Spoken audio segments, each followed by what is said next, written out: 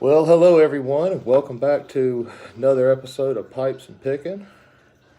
This is continuing on the series on a pipe story.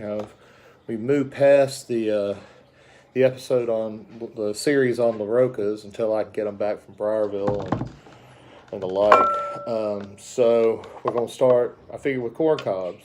Here, I've got a few corn cobs, and I've been blending up a little tobacco tonight.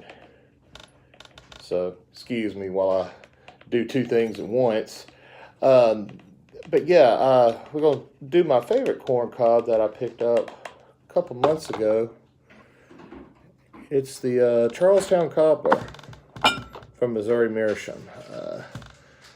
If you know anything about it, Cornell and Deal partnered up with Missouri Meerschaum to do a collaborative pipe with Missouri Meerschaum, and they're kind of specially designed. This one's sort of a riff on the billiard, kind of the country gentleman look.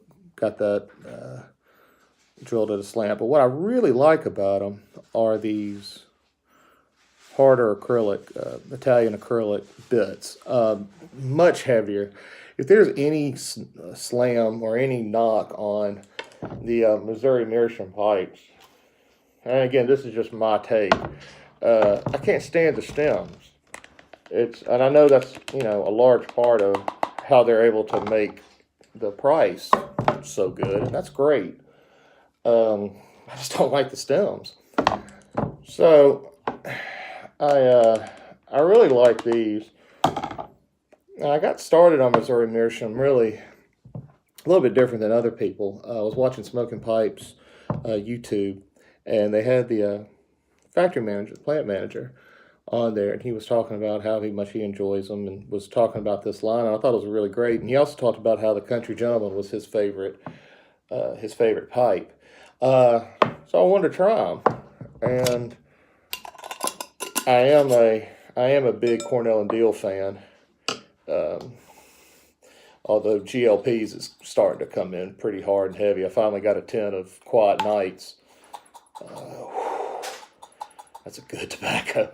But anyway, I wanted to be a Cornell and Deal. I'm a Cornell and Deal guy, and I wanted to try out these pipes. And so this is what I went with on it. And I got to tell you, I really like it. Now, for those of you that don't smoke corn cobs, if you are a big corn cob guy, but if you're not, they do smoke a little bit differently than a briar. They're going to smoke a little cooler. Another thing with corn cobs that nobody really told me about until I got into it was with Missouri Meerschaums, the way they make them, is you've got to take a little bit of a break-in, longer or different break-in period with them. When they drill the shank into the cob, you really need to smoke it a few times before it really gets good. That the wood in there kind of settles in, burns down, and kind of melds into the bowl. So it's a really interesting break-in process, but you really got to do that. And once that happened with this pipe, man, it was great. Great smoking pipe, doesn't ghost. Corn cobs don't tend to ghost very well. I don't think I'd mix aromatics and Englishes with them, but they don't tend to, unless you're going for like what I was talking about the last time. But they don't tend to ghost much at all. Smoke relatively cool, easy to clean. It's just a good smoking experience. I think both for the beginner and for the intermediate. I'll probably always have a collection of briars, a meerschaum or two, and a corn cob, several corn cobs. So it's kind of what you're in the mood for. But this one's just really nice. I don't dislike this, but there are some things about this about these Cornell and Deal pipes that they've made. It's not. I mean, obviously, it looks like it's a sitter, but it doesn't sit. See, it doesn't sit very well. Now, what I found was that it sits with tobacco. It's balanced a little bit differently. It would be a sitter if you are wanting to, but fill it with tobacco and it'll send up straight. Put it on on display on your case, and it will fall over. So you're still going to need a pipe stand for it. But it hangs out of the mouth really good. It's just a really good pipe. This is probably my favorite corn cob. It feels like it's a heavier cob as well. I'm a fan of their Missouri Meerschaum's black stain, which is just a little black in the plaster that they put on it. That one looks like it's a little burned. That's actually more gunk. I need to clean the top of the rim a little bit better. But anyway, that's it. The Charles Towne Cobbler pipe from Missouri Meerschaum, and in conjunction with Cornell and Deal. I had another little thought I wanted to ask you all in reply back in the comments or VR or something.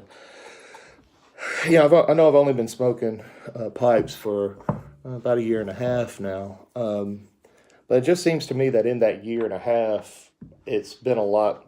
There's been some other people, and all this is a good thing. It just seems like there's been a growth in the pipe community. It's every month, some of the Facebook groups that I'm in will introduce new members in the group, and that list seems to be growing. Again, having just joined the YTPC, it seems like there's a lot of fellow newbies on there as well. I guess I'm really asking some of the older guys, is this an average growth, or is this possibly the beginning of maybe pipe smoking kind of making a little bit of a resurgence? Just kind of interesting thought I had on the way home.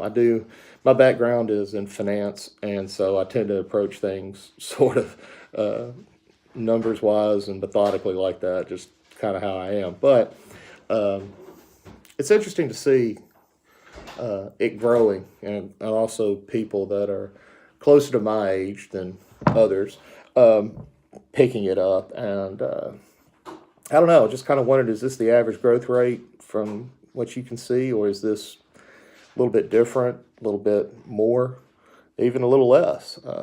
Whichever it might be, I was just kind of wondering, is this about the growth rate, in your opinion, people picking up pipes? So anyway, that's my question, my little bit out into the world. But anyway, we'll keep on with some more cobs that I've got. It's really nothing fancy, just going to talk about corncob pipes for a couple of videos. But anyway, I enjoyed talking to you guys. And James Long, I saw in your comment the picking up the Black Virginia. That is on my next order. I have got just opened up 3 boxes from 3 companies, and quite frankly, there wasn't time or money or wife's patience to endure yet another round of tobacco. So Black Virginia from Peretti is on my list. So I appreciate it. I'll do a review of it, and I can't wait to smoke it and try it out based on your recommendation there. I'm looking forward to it. So anyway, y'all keep on picking, y'all keep on piping, and we'll see y'all later. Take care.